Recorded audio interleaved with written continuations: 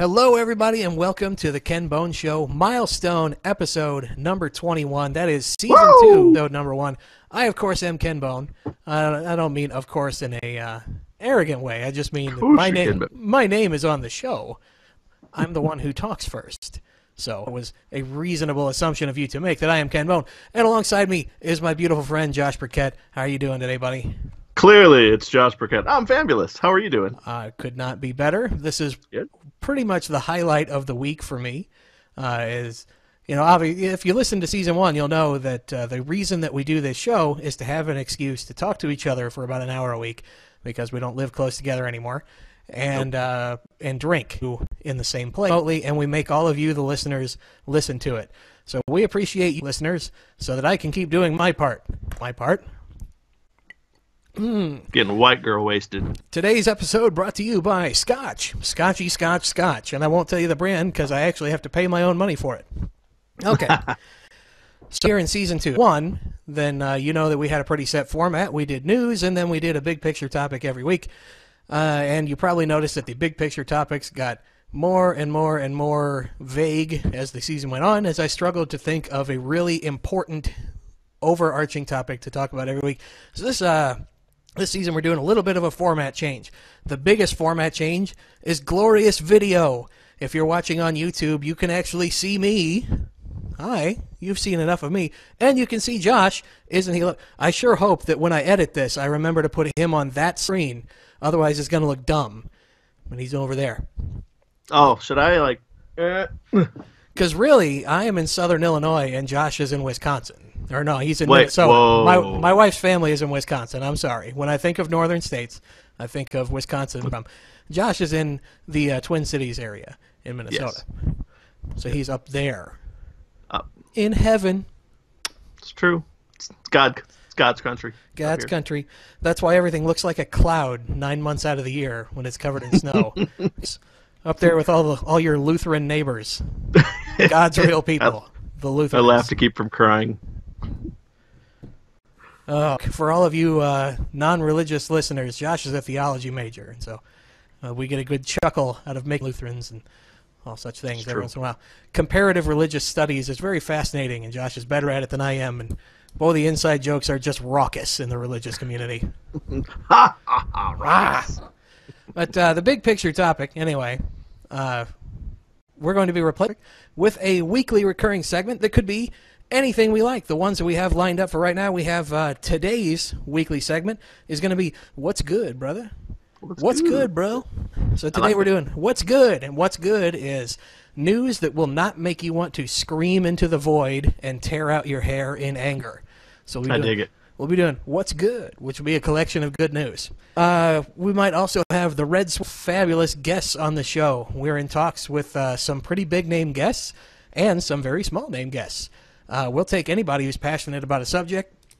The first segment we do with Red Sweater Presents is going to be Shoshana Weissman. She'll be on in a couple of weeks. If you don't know Shoshana, you can follow her on Twitter at Senator Shoshana. She is raucous. She is hilarious. She is my favorite lady in the world under 5'1". She's just amazing. Let's see. We could also do Congress is Terrible or Sexual Harassment Extravaganza, which are two of our favorites from season 1. We could do a big picture topic if we feel like it. Or we could do Josh's Philosophy, where Josh will break down a philosophical topic or a school of thought for us in layman's terms so that you can all impress your friends at cocktail parties. They can all be talking about high-minded crap. And here you come along and out-high-mind them with your thoughts on Nietzsche, as explained to you by the beautiful and talented Josh Burkett. Let's see. You speak. You're hyping me up way too much there, buddy. I just think our audience knows about as much about philosophy as I do, which is that they recognize that Nietzsche is a philosopher, and that's about it. Okay. Yeah. Yeah. I'm not a big philosophy guy. I was a STEM major. I am an electrical engineer. I don't philosophize. Yeah, and I'm like, science? What? Yeah. Weird science. Science! So I guess with that, we're going to go ahead and get into the news of the week. We're going to continue to devote the bulk of the show to the news of the week. This week, the news of the week, unfortunately, is still the massacre in Oh my goodness. What a horrible tragedy. We hear about these mass shootings far too often in the US, and there has to be something we can do about them. We haven't been doing anything about them. We have mass shooting after mass shooting after mass shooting, and after every one, what we do is we split off into two teams, where team one is whilst you are evil for wanting to have a gun, you disgusting terrorist, you think your gun is more important than a child's life. And team two is, I should be able to have a shoot at the black helicopter government if I want, and who are you to say that I can't? And both of those sides are very extreme, and they just yell hateful rhetoric at each other. Nothing gets accomplished, and more people get killed next time. So we need to come to a little bit more of a common sense solution, and common sense solutions start with not hating each other, okay? If your neighbor has guns, that does not mean that your neighbor is insane and some kind of weird wacko survivalist, okay? I have guns. In my house, we have 6 guns. All of them are locked up in a safe. I do not kiss them goodnight. I do not lay down with them. I don't take them out of the safe just to admire them and, oh, so shiny, and pet them like my precious. Okay, that's weird. Okay, I take them out when it's time to go to the shooting range and shoot them as a family activity, or, God forbid, when someone were to break into my house. I would take it out, and here's a little self-defense tip, getting slightly off topic. If you have a gun and someone breaks into your house, you should, A, turn into Charlie Bronson from Death Wish and go hunt them down, or B, hide with your family in your closet until the police come. The answer is B. You have your gun, you hide with your family, you let the bad guy steal your stuff, because it's stuff. You don't go looking for them to shoot them, you hide. If somebody is stealing your neighbor's stuff, you make sure that they don't kill your neighbors. But if your neighbors aren't home, you call the police while those people are taking stuff. You write down their license plate number, you take pictures of them from your window if you can safely do so. You don't confront them, you don't murder them over stuff. You wait for them to get caught. You hide with your family until the police arrive, and if they come looking for you, then you shoot them. It's pretty basic. And if you take a responsible self-defense course, that involves guns, that is what they will tell you, is that you should seek to not confront. You should hide and do not confront. But the funny thing is going back to your first principle of how we shouldn't hate each other. There are some people out there that just, what you mean? I should be able to shoot them. I should be able to shoot them. Like, screw, they're taking my stuff. I should be able to shoot them. And they can't get past the fact that, okay, I agree to disagree. Yeah, but yeah, you're right. Somebody who breaks into my house is either a desperate human being who needs to pay for their kid's surgery, like you see, or more likely, they are either mentally ill or they're on drugs, and they need the money for stuff, or they need the stuff so that they can get money, so that they can get drugs or whatever they're on. My TV over my shoulder right there is very nice TV. I like it a lot. I watch it a lot. It is not worth a human life. Even if you're a crappy person who breaks into other people's houses to take their stuff so that you can get drugs, your life is still worth more than TV. So I'm not going to come and hunt you and shoot for TV. Now, what is worth more than your life is my family's life. So if you come upstairs and start rifling through my bedroom and bust into the closet where I'm hiding with my family, then you get shot and you die. Because my family is worth more than you if you're a gross weirdo who breaks into my house and tries to do harm to us. But your life is worth more than my stuff, okay? You don't shoot people over stuff. Anyway, that's just a little gun safety tip for you. Don't murder people for stuff. I like that. But we need a common sense solution on what do we do. Since the Marjorie Stoneman Douglas High School mass shooting, where 17 people were killed, including some very brave teachers, we need to do something. So don't split apart into your teams. We're already seeing people split apart into their teams.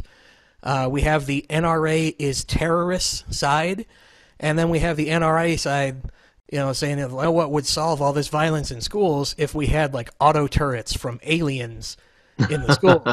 That would solve all the school shooting. If we had an Ed 209 from RoboCop in the school, nobody would ever shoot up a school.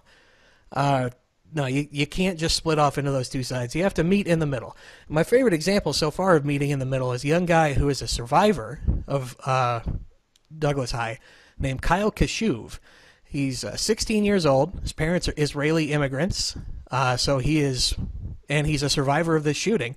So he's like the poster boy for everything political right now. You know, he's the child of immigrants. He is a shooting survivor. And do you see him on CNN calling Marco Rubio a child murderer? No, you don't. You know where I saw him today? I saw him talking to Ted Cruz in Senator Cruz's office and in Chuck Schumer's office, talking to Senator Schumer, talking to both of them about where can we meet in the middle on gun control. Could we maybe do better background checks? Could we maybe merge all these background check databases into one database? Maybe we could get some better mental health training and counseling and diagnosis. Maybe we could have more reasonable waiting periods. You know, if I want to go buy a gun, I don't need that gun today. If I go to buy a gun that I need today, I messed something up real bad. Here in Illinois, there's a 3-day wait for any gun. And some people freak out and say, that's unconstitutional. Why? Why do you need a damn gun today? Especially if it's like your 19th gun. Why can't you just wait 3 days for all the paperwork to clear? It's not that big a deal. I've done it 6 times. Okay? Another thing we need to do is learn a little bit more about firearms, okay? Because here's something you're going to hear and see a lot, and you have heard and seen a lot on Twitter, is people shouldn't be allowed to buy automatic weapons. And then, well, instantly, argument's over, because here comes Mr. Pedantic gun guy who says, it wasn't an automatic weapon, smart fella, it was a semi-automatic weapon. And let me teach you how to field strip an M16 right now, because you blah, blah, blah, blah. Okay.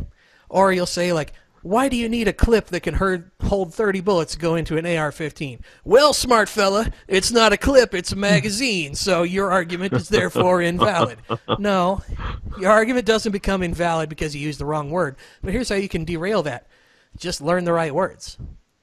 Yeah. You know, if you want the conservatives to learn the right words for, like, transgendered persons and, you know, undocumented immigrants, you want them to know the right words to be politically correct. And I understand why you do.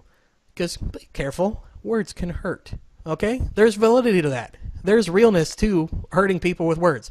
So if you want conservative to learn the real words or the acceptable words for protected groups or underprivileged groups, take just a couple of seconds and learn the real words for their stuff, for guns and for Merca and whatever, and then you can not have your argument derailed just because you didn't use the right term.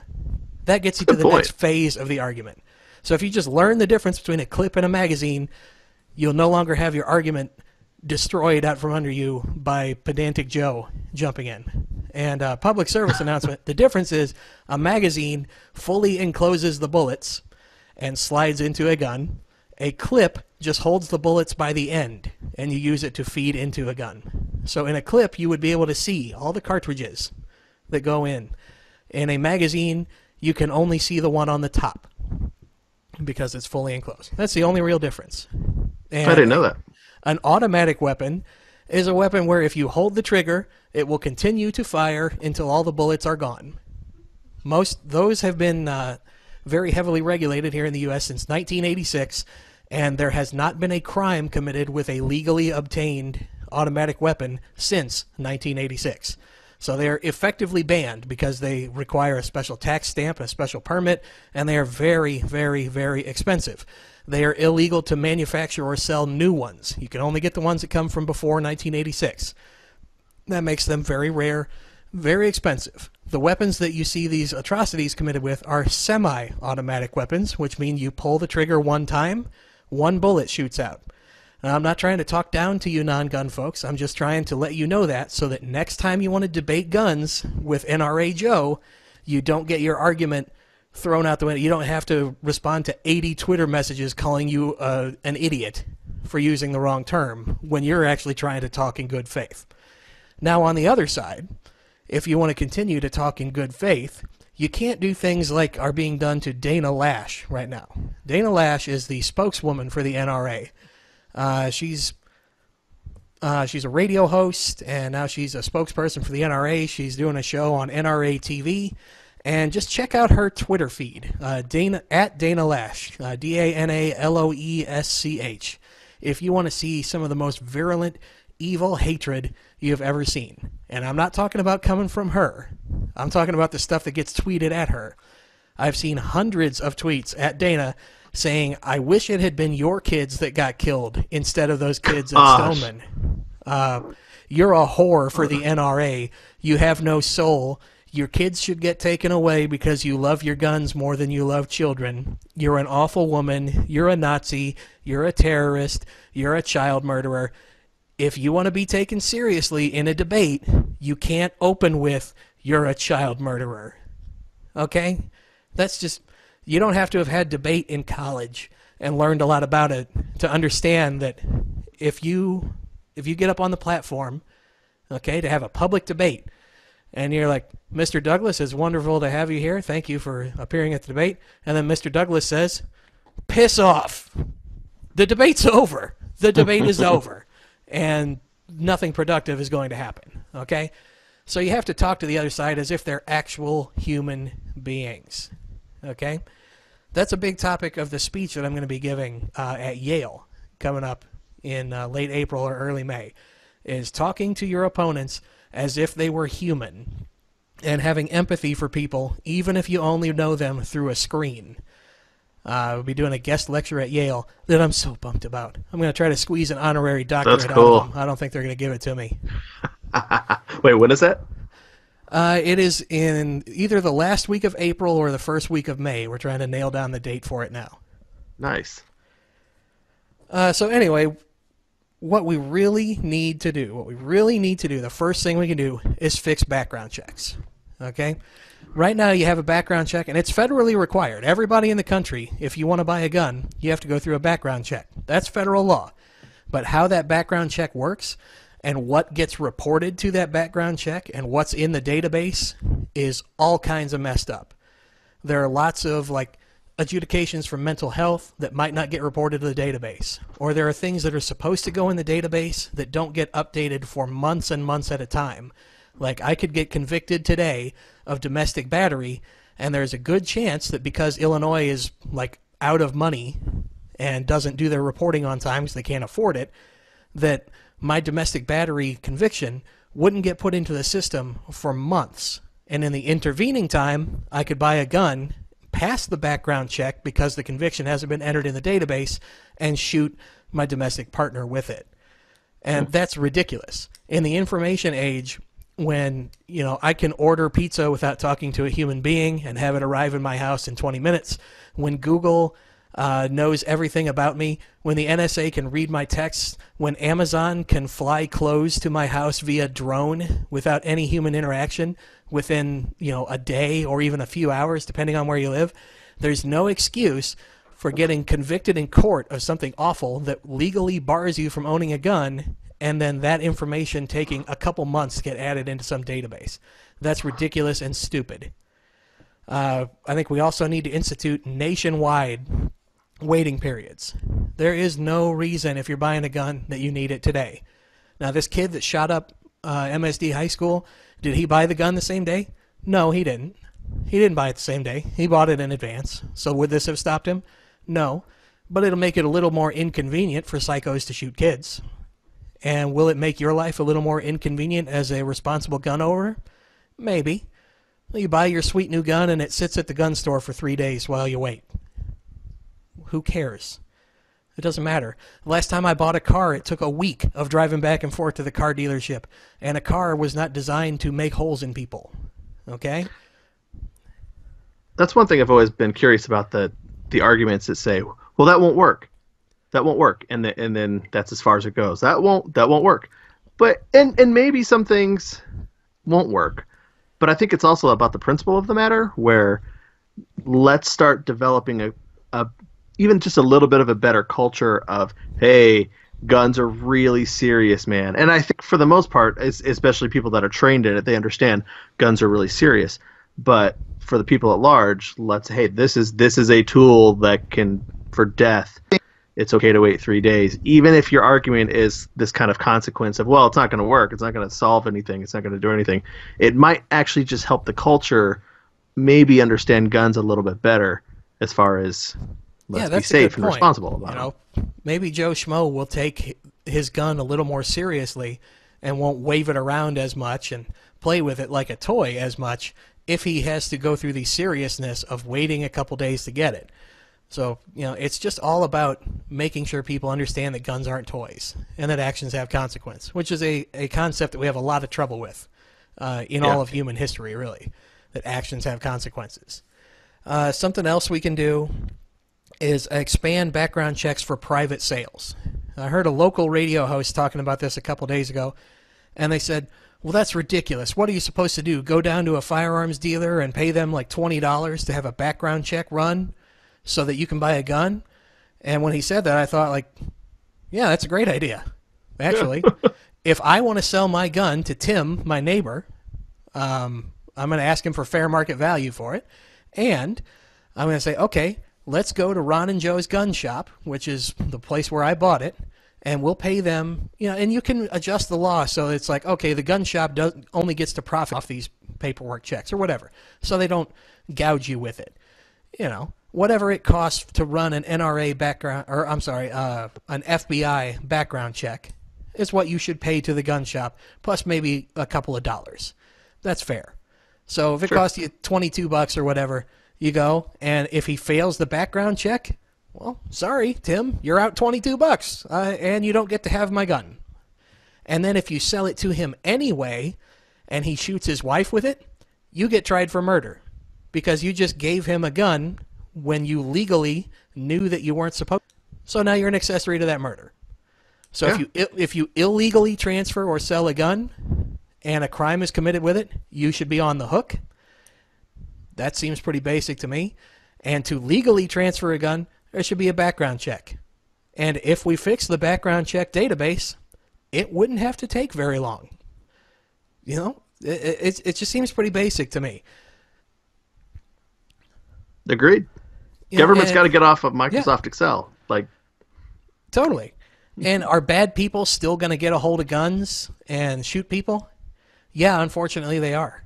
Why? Right. Because bad people exist. As much as we want to feel like, oh no, this guy was just mentally ill, or that person there's something wrong in the head.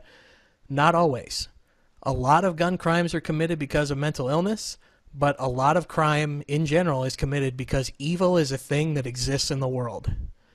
We don't like thinking about it. We like thinking that there was something wrong with them. There was some physical switch in their head that if only we had the medicine for, we could have made it go away and they wouldn't have shot those people. But I don't think that's true. I think there just is such a thing as evil, and there is such a thing as people that want to do harm to other people. And the unfortunate reality is that we live in a world where guns exist, and in particular we live in a country where more guns exist than people. It would be logistically impossible to collect them all up and get rid of them. So they exist. Sometimes people will get killed by guns, but every time people get killed by guns, we should take steps to make it harder to get killed by guns. We should learn our lesson from those things and make it harder. Just like when people lived in straw huts, it was real easy to steal their shit while they were out farming. Now, we live in houses with locks and stuff because we learned real quick, if I make it so that only I can get into my door, it'll be harder to steal my stuff. So why aren't we doing that with gun violence? And don't get me wrong, gun violence is declining. It's gone down every year since 1993. So we are doing something right. But these mass outbursts of violence that are starting to take over the culture, there has to be something we can do to curb it, even if it's only a little bit. Yeah, I like your lock analogy because nobody says about a house lock, well, somebody could still come in and break the lock, so it doesn't work. Therefore, we shouldn't have locks. No, nobody makes that point.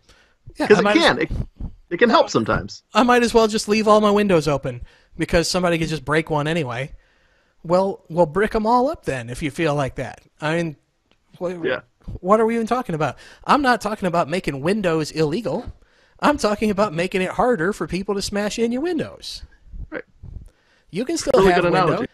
and like when you get right down to it, you're like, well, you can do whatever, and murder is still illegal. Well, no shit. The people that kill people, they don't care that murder is illegal. We just need to make it harder for them to go off the deep end and commit that murder. Or at least make it more inconvenient for them to be able to murder so many people at once. All right? And banning the AR-15, that's not going to do anything. That's one where I will fall back on the argument, what's that going to do? Because there are dozens of guns exactly like it. And even if you ban them by characteristic, you still have to look at things like the Virginia Tech shooting, which was carried out with a handgun. So if you get a bunch of people in a small area, close together, and not far away from you, it doesn't really matter that much if you have, a .45 pistol or an AR-15. The only difference then is magazine capacity. So if you want to ban big magazines, it's going to take a long time to get rid of the bigger ones, but maybe we should cut back to 10-round magazines. I'd listen to an argument on that, Sure. It wouldn't be that convenient. It would suck going to the range because then I could only shoot 10 bullets before I had to reload the magazines, which equates to more range time, which means more money I have to spend to go and shoot my gun with my family. But if that were to stop even one person from getting shot, yeah, inconvenience is worth it. I'm not talking about taking away your rights. I'm talking about inconveniencing you a little bit. Yeah. So, and I think that's important to understand, like, where can we go with it? Some inconvenience is okay. Taking rights away is not okay. And I think that's where the discussion should be, as far as, like, you're right. Some arguments, it's okay if we say, well, yeah, like, it's more than inconvenient. We shouldn't do that. Like taking away all our AR-15s, that's not going to do anything. That's a good argument. But on the other end of the spectrum, it couldn't be. And that's where intelligent conversation comes in. By the way, Kenny, I know we're not, we're doing this unedited and stuff. On my screen, you are froze. No. Do you see yourself moving on yours? No, I'm moving on my screen. You were frozen for a minute. Oh, I'm not we should be good then. I'm not editing it out. I'm leaving it. Live and raw, baby. Yeah. I like it. Woo, that sounded dirty. Yeah, it is. Anyway, on to our next topic, which is not as disgusting as the first topic. Because, boy, do I ever hate talking about school shootings. The only good thing, and I am not even remotely saying that this shooting is good, but the only good thing that came out of it is seeing more political activism from people. More political activism is good as long as it's not hateful and evil. Seeing Kyle Kashuv get to go out and talk responsibly about guns is a good thing. And let's see, what else we got? Oh, the next big news topic. We got 2 Trump news topics, and then we're going to be done with news topics for a while. We have the Trump tariffs. Oh, my goodness. So Trump just announces that he's going to tax steel and aluminum imports at 25%. And lots of people are like, MAGA, MAGA, MAGA, make America great. This is awesome. This is Trump being Trump. Aren't you the same people that were like, tax breaks are awesome and taxes should be lower? A tariff is a tax. A tariff is just a word for a tax on an imported good. Okay? Now, can tariffs work? Maybe. I don't know. I've always thought the idea was kind of silly. You got to do something, and some responsible tariffs are good from certain countries. Our biggest steel importer, or the biggest place we import steel from, is Canada. Okay, and Canada has fair wages. They have protections for their workers' safety. They have environmental protections. They have that kind of stuff. So the marketplace is relatively fair between Canadian steel and American steel. But when you come from China, if you're buying Chinese steel, they don't have the same kind of protections for their workers. Their labor is extremely cheap because they essentially treat people like they are expendable. Okay, that is not as fair, and maybe you should be charging Chinese steel a tariff to make the marketplace more equal. But just a blanket tariff on every country doesn't make sense to me. It doesn't make sense to me to start a trade war in the first place, but especially, why are you going to tax stuff? You're going to tax commodities when you are the country who is the #1 consumer in the world of stuff. So we are a net consumer of stuff. Our economy is based much more on services than it is on manufactured goods. So we're the ones that bring in the stuff and send out the service. So why are we making the stuff that we bring in more expensive for our own consumers? That part doesn't make a ton of sense to me. That's a fair point. The only part of it that I don't like, and overall I think it's not a good move, the only part that I do like is our hometown, Granite City. The entire economy is based around U.S. Steel Granite City Works, or which we call Granite City Steel. It's a steel plant that employs like half the town, it seems like. It's been idled for over a year now, and everybody's out of work, and the town is choking and dying. Right. U.S. Steel announced yesterday that they're taking the mill off idle and they're bringing back 500 workers. So that's huge. Cool. That's big for our hometown. You know, that's our families and our friends benefiting in the local economy, which I like to see, but overall on a nationwide scale, I don't think this was that great of a move. This is not how I would have liked to seen it happen. But, to be fair, these tariffs were announced like 2 days before that. So you think like U.S. Steel had a board meeting and they're like, oh, tariffs on another country that aren't even official yet. Let's go ahead and open up Granite City Steel. No, this didn't come directly from that. Maybe it contributed a little bit. Maybe it helped push them over the top. But this decision was in the works for months. It had to be. This had to have come after the tax breaks. The corporate tax breaks have to be a much bigger factor in taking this plant off idle than the tariffs were. But either way, I like seeing my cousins and my childhood friends getting back to work when they've been on unemployment. Yeah, silver lining right there. Yeah, the part about these tariffs that bothers me the most is that Trump just announced them like on TV or on Twitter, I can't remember which, and his foreign policy advisors and his economic advisors are like, what? When did he say that? And they just saw it happen. Holy crap, that's dangerous, to just be announcing that kind of broad executive action when apparently you haven't even discussed it with any of your advisors. That's nutty.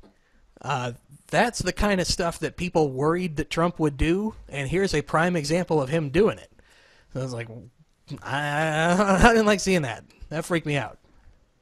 Yeah, how old is President Trump now? I mean, he's up there. I mean, he's in his 70s. Let's Google it. You can I guess that's me Google. not. I guess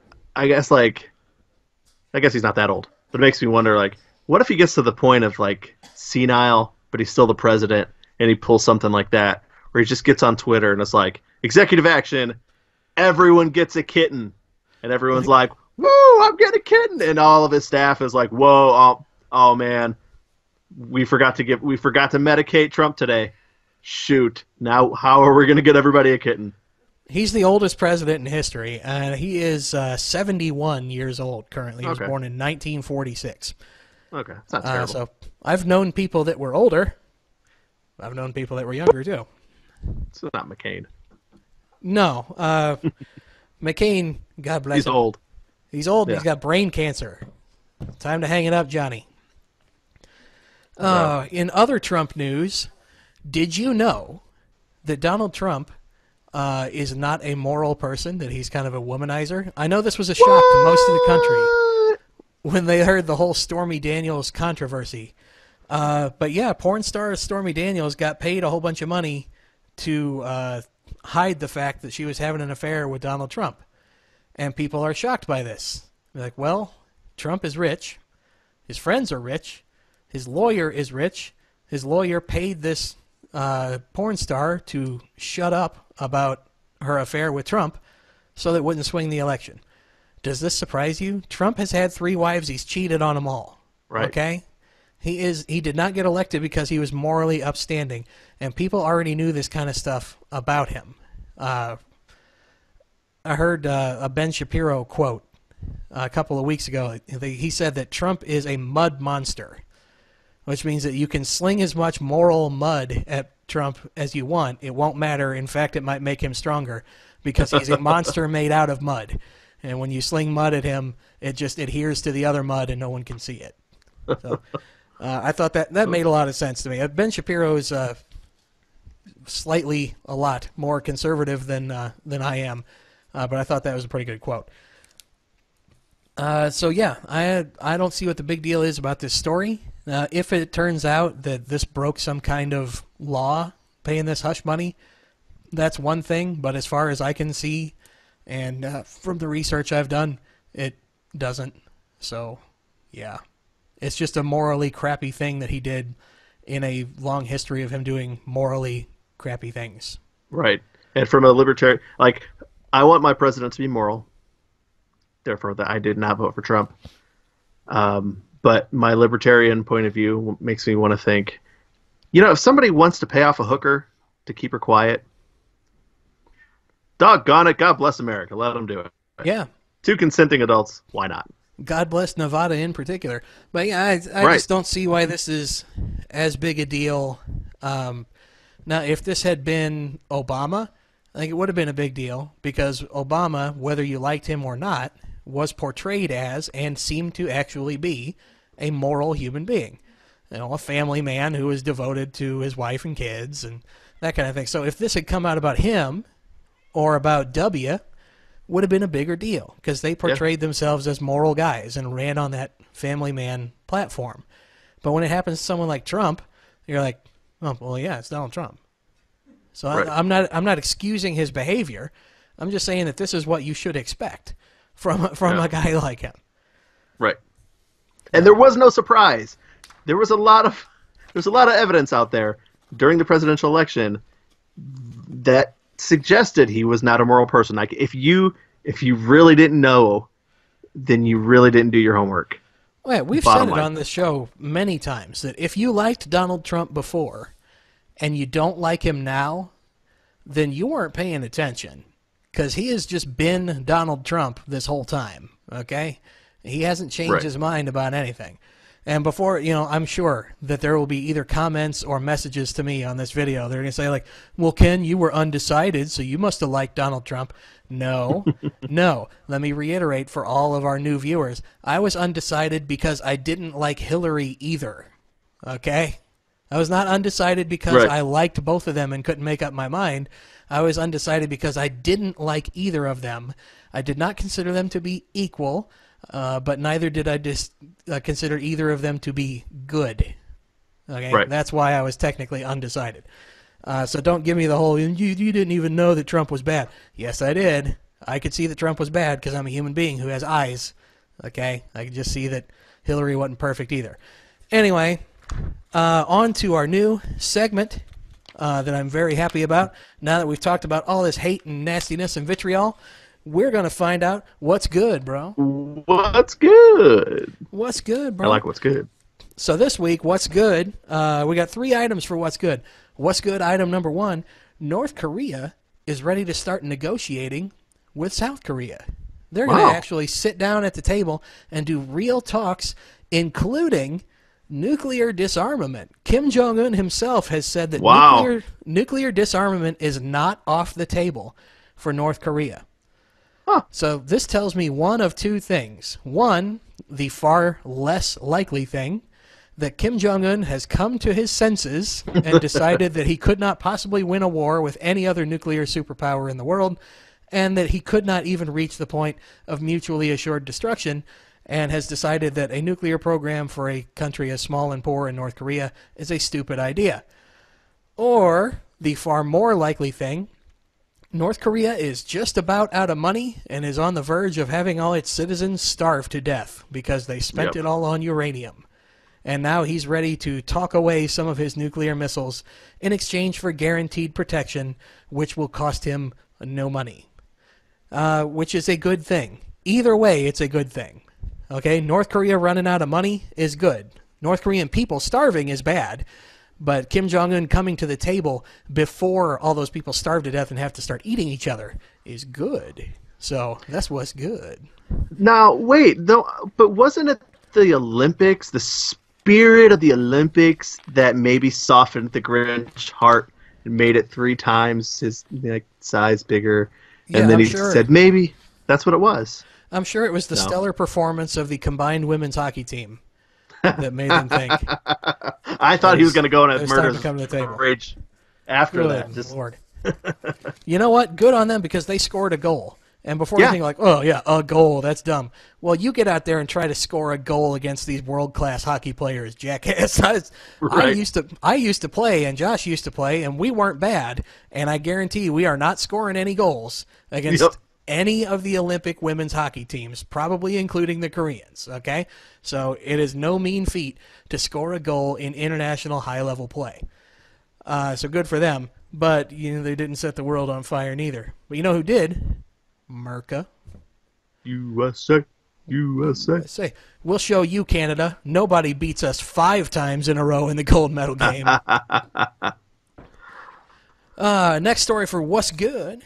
We have Lego bricks made of eco-friendly plastic are now on sale.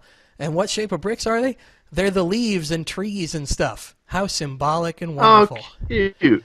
Well, they're made out of eco-friendly, plant-based, biodegradable plastics so that Legos won't pollute the ocean and get eaten by adorable fishies.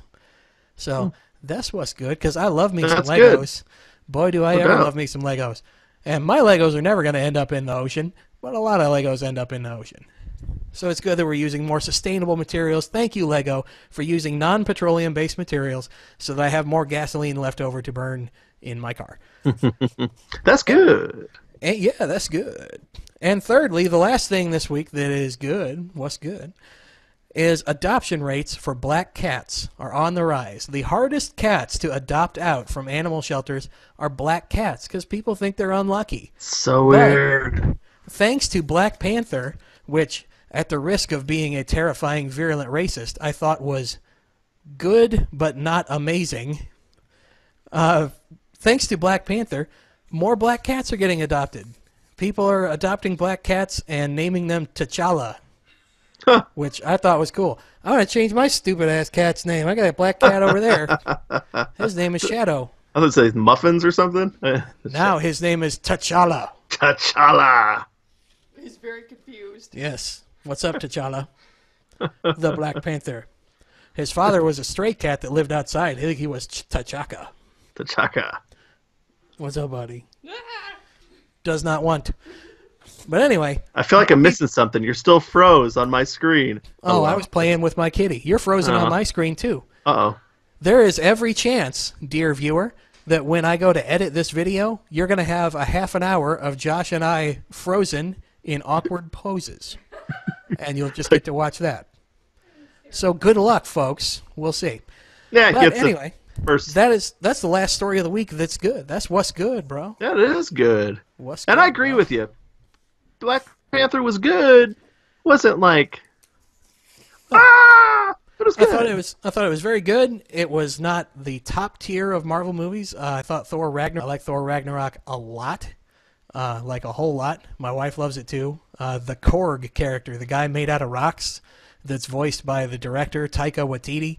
He speaks with a New Zealand accent, a Kiwi accent, and you could read the phone book to me in the Kiwi accent, and I would laugh at it every time. And he says, well, when he's trying to explain why he's in the gladiator prison, he says, well, I tried to start a revolution, and I didn't print enough pamphlets, so hardly anyone showed up, except me Sure. mum and her boyfriend, who I hate. I thought That's really good. that was so brilliant. Little girl. I laugh at it every time. When he gets mad at an illusion of Loki disappears, and he runs over and kicks the wall where it was, "Piss off, ghost!" I laugh. That's my new ringtone. That's the ringtone on my phone now. Piss off, ghost! That's off, Ghost. I love it. I loved that movie. But Black Panther was also very good. The part I didn't like about Black Panther is you have Wakanda, which is supposed to be like the model of advanced nations, that's still deciding who should be the absolute ruler of the nation by fighting to the death on a waterfall. Yeah. Holy crap. Yeah, if you want to talk about how advanced and awesome this country is, maybe they shouldn't do trials by combat to determine who the hereditary absolute monarch is going to be. But other than that, pretty good. I especially like his interactions with his little sister. I thought she was very funny and charming. Yeah. But yeah, it's a very well acted movie, very well directed. I thought the action was pretty good, not great. A couple of the storylines jarred me a little bit, but overall I would give it a B plus. So that was very good and definitely worth going to see. Yep. But with that, now it's time for the headlines to start coming out. Ken Bone didn't love Black Panther, he hates black people, hates Africa, or whatever. It's true. That's actually all overblown. That's conservative, media printing that for clicks. Most people don't actually think you're a racist if you don't like Black Panther. Just joking around, folks. It's all jokes. It's all jokes. But that's all the jokes I got for you this week, folks. I really appreciate you listening. I am so pumped to be here for Season 2 of the Ken Bone Show. It's going to be great. It's going to be great. We're going to be here for a long time. We're going to continue doing this show until we get tired of doing it, which, if you know Josh or myself, will be a long time because neither of us ever knew when to quit. So it's true. We'll see you week after week after week after week. You can follow us at The Ken Bone Show or at KenBone@Teen or at Hoonerific, or if you're a really cool kid, you can follow all three. But for now, for my good friend Josh Burkett up in the great frozen north, and for myself, Ken Bone, I wish you a good day. I am Ken Bone, and I approve that sweater.